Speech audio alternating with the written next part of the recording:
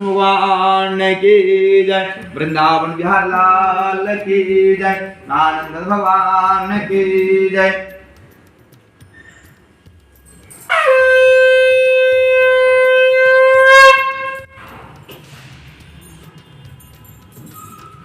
अथ पंचमोध्याय।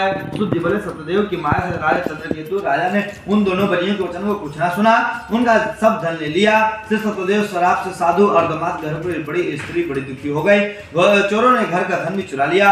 आदि व्याधि से पीड़ित भूखी प्यासी लीलावती अन्य चिंता में घर घर घूमने लगी और कन्या कलावती भी नित्य दिन घूमने लगी। एक दिन रात को भूख से दुखी कलावती एक ब्राह्मण के घर गए। वहां श्री सत्यदेव के व्रत को देखा, कथा सुनी, निज मनोरथ को मांगे और प्रसाद खाकर देर रात को घर आई। तब लीलावती अपनी कन्या को दिखाने लगे, हे पुत्री, तू इतनी रात तक कहाँ रही? वह तेरे मन में क्या है? तब माता सत्य वचन बोलती है कि हे माता, मनोरथ को परिपूर्ण करने वाला श्री सत्यनारायण भगवान का व्रत को ब्राह्मण के मैं घर देखी हूँ। लीलावती कन्या कलावती का वचन सुनकर श्री सत्यदेव का व्रत करने को उद्यम हुए। पतिव्रता साधु की स्त्री लीलावती और कन्या कलावती भाई बहनों के साथ श्री सत्यदेव का व्रत किया और श्री सत्यदेव से दिव्य वर मांगे कि सत्यदेव, हमारे पति और दामाद जल्द ही घर लौट आए। मेरे पति और दामाद के अपराध क्षमा करने योग्य हैं, अतः आप क्षमा कीजिए। इससे श्री सत्यनारायण भगवान संतुष्ट हो गए और राजा चंद्रकेतु को स्वप्न में दर्शन देकर कहा कि हे राजन, कल सवेरे दोनों सज्जन बनियों को छोड़ देना, जो तूने उनका धन लिया उसे लौटा देना, अन्यथा मैं तेरा राजपुत्र आदि सब नष्ट कर दूंगा। यह बात कहकर राजा को कहकर भगवान अंतर ध्यान हो गए।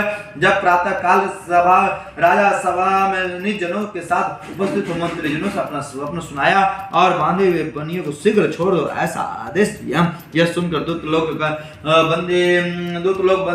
बनियों को बंदी खाने से छुड़ाकर राजा का निकल लेकर आए। नियुक्त वचन से बोले, हे महाराज, हम दो बनियों को बंधन से छुड़ा कर लाए हैं, अब आपकी क्या आज्ञा है? उन दोनों ने महाराज चंद्रकेतु को नमस्कार कर पूर्व वृत्तांत का स्मरण करते हुए राजा चंद्रकेतु से साधु तथा दामाद कुछ न कहा। बड़े पुत्रों को देखकर राजा आदर से बोला, अभाग्यवश तुम्हें बड़ा दुख प्राप्त हुआ है, अब तुम लोग भय न करो। इस प्रकार राजा ने उनके कोमल वचनों से उनका सत्कार किया और हाथ पेड़ की हथकड़ी बेड़ी कटवा कर क्षौर कर्म कराया। फिर वस्त्र आभूषण देकर बनियों को अत्यंत संतुष्ट किया।